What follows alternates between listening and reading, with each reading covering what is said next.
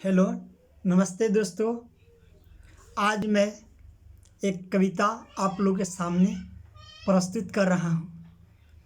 जो कविता की लाइन है, मनुष्य की जीवन आज कैसे व्यतीत हो रहा है, जो मैं अपने इस पंक्ति के माध्यम से आप लोगों के बीच रख रहा हूँ।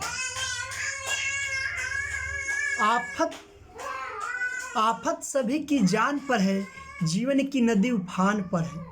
आफत सभी की जान पर है, जीवन की नदी उफान पर है। हार चुके हिम्मत और हौसले, सबकी निगाहें आसमान पर है, सबकी निगाहें आसमान पर है। मंदिर मस्जिद से टूट चुकी है, मंदिर मस्जिद से टूट चुकी है। अब टिकी उम्मीदें इंसान पर है, पता नहीं कहाँ जाके रुकेगी। अब ये ज़िंदगी ढलान पर है, अब ये ज़िंदगी ढलान पर है। मर के भी न मिटने दूंगा तुझे, मर के भी न मिटने दूंगा तुझे, जबकि आज मेरे ईमान पर है।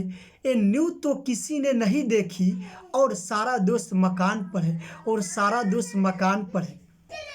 आओ हम सब एक हो जाए प्रेमी, आओ हम सब एक हो जाए प्रेमी।